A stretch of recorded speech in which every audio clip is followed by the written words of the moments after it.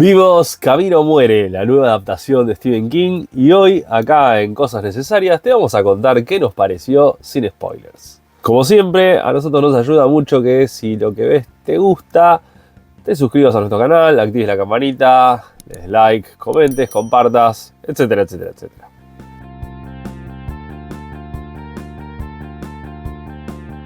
Bueno, más de 20 años después de la primera vez que se empezó a hablar de una potencial adaptación de La Larga Marcha, llegó el día. Ahora sí, se estrenó ya en Estados Unidos, se estrena ahora en unos días en Argentina, Camina o Muere.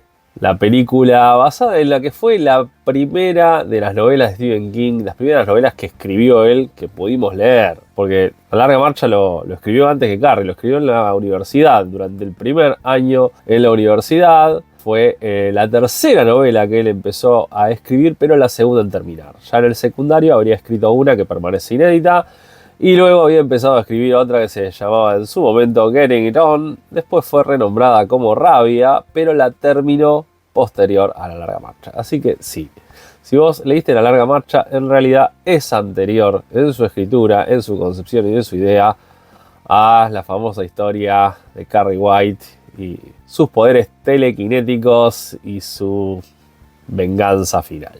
¿De qué va? Bueno, trata de 100 muchachos, 100 adolescentes o ya casi post-adolescentes que tienen que caminar. Es como una maratón de caminata, con el pequeño detalle que no hay meta. Acá esta caminata se termina, esta competencia se termina en el momento donde queda solo uno en pie.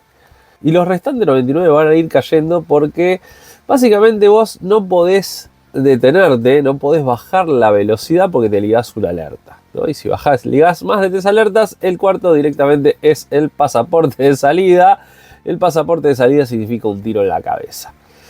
Lo que sí van haciendo los caminantes es, a medida que pasan una hora sin ningún tipo de aviso, sin ningún tipo de alerta, logran resetear uno de los que tienen. Bueno, de entrada, por supuesto, están todos fresquitos, casi nadie va a tener problemas, pero conforme pasan las horas y empieza a aumentar el cansancio, conforme avanzan muchos kilómetros y más de horas ya se transforman en días, empiezan a jugar el cuerpo, las piernas, la cabeza. Vas a tener gente que va a tener problemas con el calzado, y va a tener problemas con los pies, que se puede torcer el tobillo, agarrarse un calambre, etc. Bueno, en fin, hay todo un sinfín de cosas que pueden pasar y que van pasando en estas largas marchas que le van costando la vida hasta que queda uno solo. El premio, lo que ese solo quiera y desea. La inspiración para esta novela de Stephen King vino a partir de una orden de Roosevelt a la primera mitad del siglo XX, que así decía que los Marines tenían que tener un estado físico que permitiera caminar una determinada distancia en un determinado tiempo. Esta orden olvidada, bueno, fue rescatada por Kennedy en los 60 en vistas de hagamos una América saludable, hagamos un Estados Unidos que le vaya, que estemos todos sanos y fuertes y seamos los mejores y bla, bla, bla. Y bueno, nada, desató una fiebre donde por todo Estados Unidos todo el mundo iba saliendo a caminar y hacer estas maratones, que por supuesto concluyó el 22 de noviembre del 63 cuando a Kennedy lo asesinan. King juntó esta noción varios años después junto con otra que es esa fiebre que tiene Norteamérica con los programas de concursos. Entonces dijo, bueno, ¿qué pasa si tuviésemos un programa de concurso en donde la gente tiene que caminar? Pero vamos a llevarlo mucho más violento. Si perdés, lo que perdés en realidad es tu vida. No es que te vas a tu casa diciendo chau, te damos la mano, gracias por participar, pero no ganaste, no. Te ligas un tiro en la cabeza y adiós Nicanor. Bueno, por supuesto el siguiente ingrediente fue quiénes podrían anotarse una cosa así de loca, de psicótica, que realmente sabés que vas a terminar, tenés altas probabilidades de terminar muerto. Y bueno, vamos a meter a seres humanos en una etapa muy convulsionada de su vida, muy revolucionada, donde están todas las hormonas haciendo 10 millones de quilombo y no tenés muy claro para dónde ir, ¿no? Una etapa como la que estaba viviendo King cuando se imaginó toda esta historia, que es la adolescencia y la postadolescencia. Bueno, ya está, ya tenemos a todos. ¿Ahora qué hacemos? Bueno, nos focalizamos en este muchacho, Raymond Garratty. King cada noche se iba a dormir a la universidad pensando por qué este pibe se anota en una competencia así. ¿Qué es lo que le pasa por la cabeza? ¿Qué es lo que quiere hacer? ¿Qué es lo que siente? O sea, no le interesaba mucho todo el tema de el entorno que lo rodeaba. No, sí, un Estados Unidos con un estado totalitario, donde aparentemente la Segunda Guerra fue ganada por Alemania. Tenemos un montón de factores que King metió ahí como entorno, contexto, pero el foco estaba por qué estos pibes se anotan y por qué Ray Garrity se anota. Así que día a día se iba a dormir y se avanzaba un poquito más en esta historia para saber a dónde iba. Y un día dijo, che, esto está muy bueno, se sentó y lo escribió. Bueno, no vamos a ahondar ahora en contarte un poquito qué fue lo que pasó, que se rechazó, que después se publicó, que Richard Bachman, que bueno, todo eso queda para la reseña del libro, que la vamos a hacer muy pero muy pronto, en la que será nuestra primera retro reseña. Ahora vamos al tema de la película. Frank Darabont, ese genial director que hizo, por supuesto, Sueños de Libertad, y después hizo también La Villa Verde, y después La Niebla, y que por nosotros sigue haciendo cosas, porque junto con Rob Reiner y un escalón más abajo, si se quiere, Mike Flanagan, les damos la llave de la casa para que hagan lo que quieran. Bueno, Frank Darabont siempre la quiso adaptar. Y durante un tiempo tuvo la opción y demás, pero terminó caducando. Avanzamos en el tiempo, llegamos ya a fines de la década del 2010. Se anuncia que La Larga Marcha va a ser adaptada por André Oredal, el genial director de La Autopsia de Jane Doe, que es película que si no vieron necesitan verla ya. Bueno, André Oredal se iba a poner manos a la obra, iba a arrancar la producción y pasó este pequeño detalle de la pandemia que por supuesto congeló un montón de cosas y llegó a cancelar tantas otras, entre ellas la posibilidad de que este director noruego, si no me falla la memoria, adaptase esta obra de Stephen King. Le hicieron una entrevista bastantes años después, ya estamos hablando en el año 2024, comienzo de 2024, y André dice, lamentablemente yo ya no estoy atado, dice, I'm not tied, dice, ya no estoy involucrado o contractualmente vinculado con la producción de La Larga Marcha, pero eso no quiere decir que esté muerta. Así lo dejó. Bueno, por supuesto, al toque nos enteramos que efectivamente la producción estaba recontra viva y la iba a adaptar Francis Lawrence, director de Los Juegos del Hambre. O sea, alguien que ya tenía más o menos una pequeña idea de cómo hacer un survival, un teen survival, ¿no? Una película más o menos de este género. El guión corrió a cargo de T.J. Molnar, quien recientemente estuvo más en boca del resto de los fans de Stephen King porque será el responsable de adaptar La chica amada a Tom Gordon. Una adaptación, de nuevo, otro libro que no habíamos visto nunca adaptado, que realmente le tenemos fe y esperemos que comience su producción muy pronto, que ojalá tengamos noticias, nada, el año que viene. No queremos estar esperando 4 años para que adaptes La chica amada a Tom Gordon. DJ, dale, media pila, ya. Bueno, si vos leíste La Larga Marcha, seguro que en tu cabeza te armaste una película, la tenés clarísimo y demás, y decís, no, pero esto se puede adaptar y demás. Bueno, la realidad es que no es una historia tan fácil de adaptar, porque es muy repetitiva. Que es algo que King hizo a propósito con la novela. King quería darte esa sensación de desolación, de repetición, de una suerte de infierno, si querés, que es esa caminata eterna donde vas viendo morir la gente alrededor, tratando de sobrevivir vos, hasta llegar a ser el último. ¿Para qué? No sabemos. ¿Y cómo va a terminar? Tampoco lo sabemos. En la novela, que es súper entretenida y está focalizada en los vínculos que se dan entre los caminantes, lo llevas bastante bien. Lo vas rellenando con ciertas historias de cada uno, con el pasado de algunos, con alguna anécdota, alguna historia que va contando. El lenguaje cinematográfico es bastante más exigente con eso. Se va a poner mucho más la gorra y si vos empezás y estás cada 2 minutos que la historia de uno, que la historia de los demás, terminás aburriendo. Por eso no es una película tan fácil de adaptar y explica bastante por qué pasaron todos estos años sin que la veamos en la pantalla. Por acá está el primer gran acierto de Francis Lawrence y de T.J. Molnar, porque esta película hay una cosa que queda clarísima de entrada, es que no es nada repetitiva. Sí, por supuesto, a ver, muertos constantemente, y sin embargo, a pesar de que son similares, porque son todas a partir de un rifle, no te van a producir lo mismo a vos. Y ahí está uno de los grandes aciertos. Camino Muere es desoladora. En sus primeros 15-20 minutos te marca perfectamente con qué te vas a topar.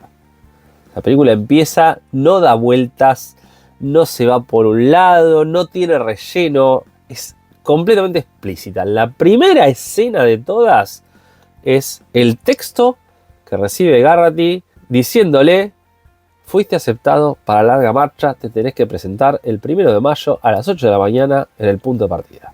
Y punto. Y bueno, sí, dice algo de que es un honor y todo lo que quieras, pero punto. Así de claro. Y la siguiente escena es ellos llegando al punto de partida, tal como el libro.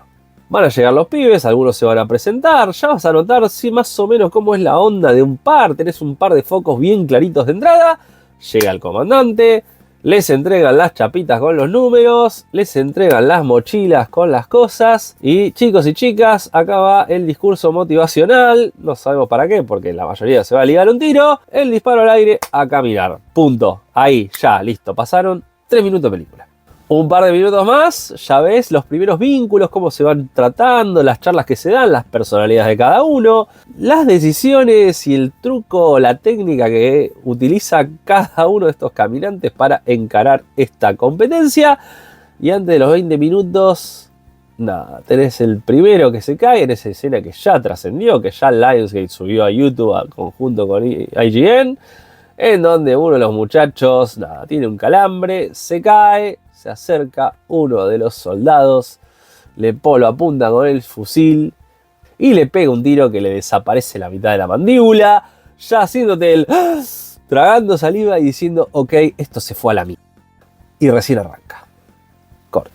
Ahora, pasada esa primera sorpresa del primer tiro, si querés del segundo, el tercero que se va muriendo, no puedes seguir en el mismo rumbo porque, por supuesto, después de un rato, ¿qué es lo que pasa? Te vas a acostumbrar. Ya no te va a impresionar tanto que le peguen un tiro a uno, a este, al otro. Entonces, ahí es donde la película gana una profundidad que tiene el libro y es donde se empieza a apoyar total y absolutamente en los vínculos entre los caminantes, en lo que van a ir hablando. Y hay dos que, por supuesto, resaltan por arriba de todos los demás, que son, por supuesto, Ray Garratty y Peter McBride. Sí, se dice McBride, yo pensé que se decía McBride. Protagonizados por Cooper Hoffman, a quien viste en Licorice Pizza, por ejemplo, y por David Johnson, de Alien Romulus. Y los dos, a la verdad, que reconfirman esta película lo que ya vienen prometiendo, que son los dos muy, pero muy buenos actores, muy versátiles, y en el film este se nota que llevan una química espectacular. Es un gran acierto que se focalice en estos personajes porque es donde a vos te va a empezar la película a buscarte dónde tenés la herida y meterte el dedo en la llaga y hacerte doler. Y vas a empezar a sufrir por los personajes. O sea, de golpe, por más que los conociste hace unos minutos nada más, porque ya tenés alguno que te cae bien, ya tenés alguno que te cae mal, ya tenés unos cuantos que no te importan, pero de golpe te vas a empezar a sentir mal. Decís, che, no, estaría bueno que no se ligue un tiro este. Estaría bueno que ninguno se lo ligue porque ninguno de estos hizo nada malo. O sea, no una competencia, bueno, hicieron una boludez de adolescente, si se quiere. Bueno, llevado un poco más al extremo, pero bueno, te vas a empezar a encariñar. Y el tema es, conforme va avanzando el film, te vas a notar que te estás encariñando con algunos que de entrada quizá no te importaban. Que es una cosa que personalmente a mí me pasó. Hubo un personaje que en el libro a mí no me había dicho gran cosa.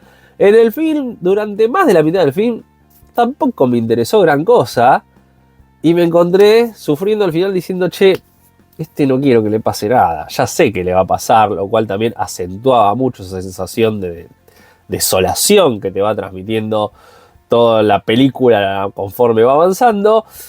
Pero bueno, una vez ahí donde entra en factor che, estaría bueno que esto lo modifiquen y no me lo mates a este muchacho, por favor. Y no, te va a doler porque estamos ante una película que es bastante fiel. Es bastante fiel. Por supuesto, eso no quiere decir que es un calco del libro, vamos a dejarlo recontra claro, porque hay diferencias. Por ejemplo, vos viste que en el libro, a medida que van llegando, o sea, siempre que van avanzando, tienen a pueblerinos alrededor, alguno que les dice algo, etc. Pero cuando llegan a las ciudades que son un poco más grandes, suele haber un conglomerado de gente que los festeja, que los recibe con pancartas, con carteles, etc. Y acá no pasa. Acá queda establecido, te lo van contando entre ellos, entre los pibes, de que solo se permite al público acercarse a los caminantes cuando quedan solo 2. Así que todo el recorrido, el 90 y pico % de la película es con nada. Ellos caminando, los soldados rodeándolos y ocasionalmente pueblerinos que están a los costados del camino, nada, tomándose una cerveza, en plan una estación de servicio, alguien tomando ahí sentado, tomando sol, algún viejo no sabiendo qué hacer. O sea, no pasa mucho más que por esa suerte de mirada desganada, aburrida y resignada, en una mezcla un poco de todo eso, y curiosa al mismo tiempo, pero no tenés todo lo que vos tenés en el libro de gente que estaba pendiente de la larga marcha y que cuando alguien tiraba el bote, el coso de comida, iba alguien corriendo a agarrarlo porque pasaba a ser coleccionable. Bueno, todo esto no pasa en el film. Otra de las diferencias es que en lugar de 100 caminantes son 50, lo cual también tiene sentido, porque a ver, con 100 caminantes tenés más personajes, más cosas para darle, tenés más metraje también, tenés que hacer un film más largo que quizás no sería tan efectivo, quizás ahí empezaría a tener el problema de la repetición. Con 50 se ahorraban este tipo de problemas. Ciertos personajes están iguales en el libro, otros personajes son un poco diferentes, otros tuvieron que ser amalgamados, algunos tuvieron que ser unidos, o sea, agarraron un personaje y dijeron, bueno, en el libro este personaje hace esto, este otro personaje hace esto otro, bueno, vamos a juntar a los dos, ¿no? Y vamos a llevarlo con esta nueva personalidad. Y la verdad es que funciona, tanto si leíste el libro como si no. Creo que todos los personajes del film los vas a sentir reales, los vas a sentir coherentes, y vas a entender sus finalidades, sus sufrimientos, sus fantasmas, sus miedos, sus angustias y ese descenso al infierno que va teniendo cada uno. Porque acá estamos hablando de una película que tiene 50 personas que están descendiendo al infierno. Pero entre esos 50 nunca el foco va a dejar de estar puesto en Peter McBride y en Ray Garratty. Estos dos son el centro y el corazón de la historia. Y son también los que van marcando un poco el ritmo, la pauta de las diferentes etapas del film. De entrada son la energía, son el optimismo, ¿no? Vamos todos para adelante, son los mosqueteros, todos para uno y uno para todos, o sea, van para adelante, van fuerte. Después se van ayudando entre sí, empiezan a tener miedos, empiezan a tener angustias, empiezan a aflojarse y a contarse un poco ciertos secretos, ciertas cruces que carga cada uno. Y también en los momentos de vértigo, de quilombo y demás, por ejemplo, hay un momento donde Ray Garratty está realmente en la lona, se empieza a marear, no se siente bien, ya está como resignado, y es McBride quien lo agarra y lo ayuda. Y es una escena de, encima viene una loma, donde tiene que empezar a subir por una calle empinada, y es un momento donde él está mareado y es de noche, y es todo la filmación en ese momento es caótica, y hay un montón de tiros y hay un montón de muertos, y realmente esa escena donde el foco está solo en él, solo está en Ray Garratty y Peter McBride, y vos lo vas viendo y la forma en que está filmada te transmite ese vértigo, ese mareo, esa angustia, esa escena que te cuesta darte cuenta que tenés que respirar. Después habrá lugar para el cansancio, el agotamiento, donde le empezás a tener bronca a otros por ciertas actitudes que tienen, donde empezás vos también a perder esa energía que tenían los personajes de entrada. Bueno, vos como espectador lo vas a ir perdiendo también, te vas a empezar a sentir también mal, angustiado, desolado, dándote cuenta que este circo romano no va a tener un buen resultado, esto no va a terminar bien, no importa quién sea el último, no hay una chance que esto termine bien. Y si leíste el libro, encima ya sabés cómo es el final, que no te lo voy a spoilear, pero si querés que te cuente algo respecto al final que puede calificar como spoiler, espera al final del video, que como la escena post crédito que venimos haciendo, ahí te contamos 2 o 3 cosas que tenemos como impresión acerca de cómo te concluye esta película. Bueno, las actuaciones son el punto más alto del film, justamente tiene que estar súper concentrado en eso, todos están muy pero muy bien. Quizá curiosamente el que también está muy bien, pero no está a la altura de todos porque está un poquito caricaturizado, es Mark Hamill, que es el comandante, ¿no? Y tiene esa figura del macho, del militar poderoso, que nada, muy bien hecho chicos, y nada, tengan orgullo y tengan esto, y el primero que se muere es el primero y el que más tenemos que valorar, y vamos a caminar en nombre del primero que se murió, y vos te da ganas de pisarlo con el tanque en la primera escena, y conforme va avanzando la película te da ganas de pisarlo muchas veces más, porque en sus apariciones realmente es bastante desagradable, pero está hecho a propósito. Después hay actores y actrices que aparecen apenas unos momentitos y están muy pero muy bien. La madre de Ray Garratty, que es Judy Greer, está muy bien. Vos le entendés la angustia de ella, es terrible entender y sentir la angustia que tiene esa madre que ve al hijo que se está yendo a su propio matadero. El padre de Ray Garratty aparece en el único flashback que tiene todo el film, porque podría tener un montón y no, tiene solo uno, lo cual nos pareció genial. Y es un flashback muy poderoso también. Un gran acierto de cómo se filmó esta película es que la hicieron en el orden que la estás viendo, ¿no? No es una película que se filmó primero tal escena y por producción después hicimos la primera, después hicimos la 48, no. Esta película arrancó la filmación con todos sus actores y a medida que los actores, sus personajes fallecían, los actores ese día daban la mano, se saludaban con todos y ya al día siguiente no volvían a la producción. Lo cual contribuyó a que ese sentimiento de angustia, de bajón que tenían estos muchachos, porque la verdad que los actores son jóvenes, ¿sí? No tienen 17, 18 años, pero estamos hablando de gente que tiene 30 años, 30 y pico. Si ustedes recuerdan el cine de los 80 y demás, cualquier película que tenía que ver con el colegio secundario tenía actores que eran de 20 y pico para arriba. Y nadie se horrorizaba. No es algo para horrorizarse ahora que mucha gente dice, ay no, pero en el libro son pibes y acá son todos grandes. Bueno, relaja un poco. Bueno, en fin. Acá, bueno, estos muchachos que se juntaron para cuando empezó el rodaje, que pegaron buena onda y demás, claro, a medida que pasaban los días, che, tal y no, tal ya terminó su papel. Ah, qué cagada. Y después así sucesivamente, ¿no? Entonces, conforme avanzan los días, también hay una suerte de bajón y de cansancio, porque a los actores los tenían caminando todos los días. Bueno, chicos, arriba y a caminar. Filmamos acá, corte, vamos de nuevo, sigan caminando. Se terminaron todos cansados, con un estado físico bárbaro seguramente. Y al mismo tiempo con ese bajón de, che, estamos perdiendo a los actores en el camino. Tal como si fuese una larga marcha. Los efectos especiales están bárbaros, como dijimos. El primer muerto que te vuela en la cabeza y la parte de la mandíbula ya te marca el tono. Es bastante brutal, es bastante impresionante. Lo mismo pasa con casi todas las muertes.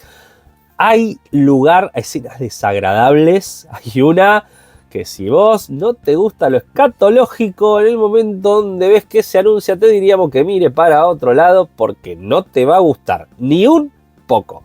De hecho, lo hablábamos en el episodio de La Corte del Rey, el podcast de King que hago para Penguin, lo hablaba mi invitado, es Magnus Mephisto, lo hablaba con él y ninguno de los dos recordaba una película que fuese así de explícita en una escena de ese calibre. Se podría haber hecho de una manera muchísimo más sutil, al igual que un montón de las muertes, y no, optaron por esto lo vamos a llevar al extremo.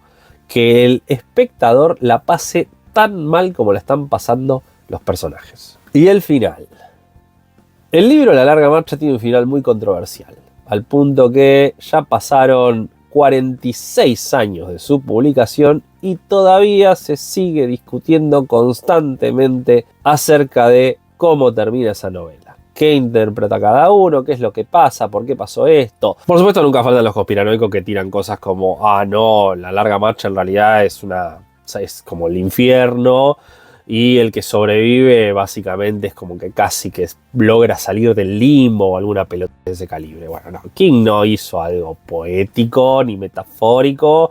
Él dijo, yo tenía este pibe y quería ver por qué se había metido en esta competencia y qué era lo que pasaba. Y después yo sabía que uno de los pibes, Stevis, tenía un secreto y quería ver cuál era su secreto, ¿no? Y tenía ese tipo de cosas. Yo quería ver cómo se desarrollaba la historia. No había atrás un significado raro ni extraño. En la novela tiene, como dije, la novela es desoladora y yo recuerdo solo una sola escena luminosa, que es una escena que tiene que ver con una persona que les da unas sandías a los caminantes. Bueno, en la película esta escena no está. Lo único que compensa y rompe de a ratos, muy poquito, ese clima opresor y realmente feo, vacío que te va contagiando el film, son ciertos chistes que se van haciendo algunos caminantes entre sí. Que se van muchos por la línea de chistes sobre caminar, ¿no? Che, no te enojes, vamos a caminar o cosas así, que realmente logran romper, aunque sea durante unos momentitos nada más, que te olvides que la estás pasando mal y que sonrías con eso y bueno, distiendas un poco los músculos. Como para recargar un poco de energías antes de continuar trabándote y sintiéndote mal. El final es controversial en el libro y directamente en la película hubiese sido perjudicial. Y por eso la producción decidió cambiarlo. Porque hubiese sido para quilombo, a nadie le hubiese gustado, no hubiese sido satisfactorio. No se olviden que las películas no es solo para el fan del libro, la película es para todo un público muchísimo más amplio. Entonces vamos a darle al público más amplio un final que recuerde. Magnus Mephisto dijo, con La Niebla, si hubiesen dado el final de la novela corta, hubiese estado bien, pero nadie lo hubiese recordado. En cambio, cuando Frank Darabont dio el final que dio, no se lo olvidó nunca nadie más. Y tiene razón, acá tenía que tener un final que tratase de llegar a un efecto así. Y en mi opinión, A ver, no es la sorpresa de la niebla, pero es una gran sorpresa. Yo me quedé, me sentí mal, dije, uy, qué mierda pasó, no, no me hagas eso. Y el deseo mío era, ahora tiene que pasar esto sí o sí. Y bueno, no te lo vamos a contar, vas a tener que verlo, pero sí te puedo decir que yo terminé saliendo del cine contento. Yo salí contento diciendo, está bien, el final es duro, es jodido, pero banco que termine así esta película, merecía terminar de esta forma. Así que bueno, después de decirte todo esto, por supuesto, vos ya sabés que para nosotros esta película está recontra aprobada. Por favor, tenés que ir a ver Camina o Muere. Si estás en Estados Unidos es The Long Walk. En España se va a llamar La Larga Marcha. Van a respetar el título del libro. Para la gente que se quejó, cambiaron el título y demás, una de las catchphrases de la película, del film, es donde el comandante dice Walk or die, camina o muere, lo grita y demás. Se usó mucho en el trailer, se usó mucho en los pósters y demás, y por eso se tomó esa frase para llegar al público no King, ¿no? Si vos sal la voz King, no estás viendo este video y King te chupa un huevo, que te diga una película que se llama La Larga Marcha, quizá mucho no te llama. Una película que te diga camina o muere, por ahí te llama más la atención y te lleva a que saques una entrada y la vayas a ver. Es una película que vale la pena que la vayas a ver al cine. Creemos que la vas a pasar bien y la vas a pasar mal. Creemos que te va a gustar y al mismo tiempo te va a dar asco y va a lograr su cometido. Si ya la viste, contá, dejanos en los comentarios qué te pareció, si te gustó, si no te gustó.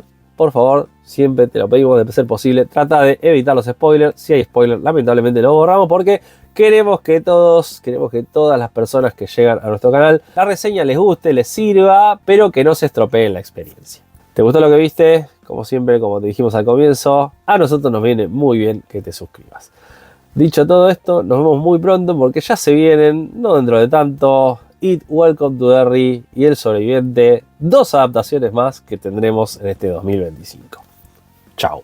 Bueno, esta es la parte donde si te quedaste es que te vas a fumar un spoiler, ¿no? El final del libro, vos sabés que quedan 2 caminantes en pie, ¿no? Y unos ya están los 2 de última, los 2 con 3 avisos, uno termina listo, rindiéndose, se cae, se muere, el otro termina ganando, pero se da vuelta y siente que algo tiene que continuar, que en realidad no terminó, y bueno, listo, no digo nada más. En la película, Stebbins no es el finalista con Garrity. Los 2 finalistas son Peter McBride y Ray Garrity. McBride se detiene, ¿no? para que gane Garrity, y Garrity no lo deja detenerse, y después pasa otra cosa. Bueno, el personaje más importante del film toma una decisión contraria a todo lo que venía haciendo, lo que venía creyendo, lo que venía transmitiendo a lo largo de la caminata.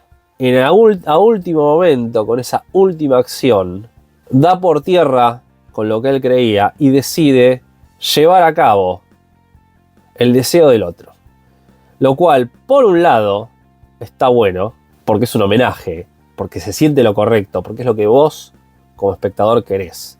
Pero por otro lado es desolador, porque traiciona su primera concepción y misión y objetivo de haberse anotado, de por qué se anotó para caminar esa larga marcha. Y entonces, el gusto que me llevé yo de ese final fue satisfactorio, pero fue efímero. Salí del cine, fui charlando y demás, y en la cabeza me iba girando y me fui sintiendo peor. Dicho todo esto, el final, para mí, es el final correcto. Chao.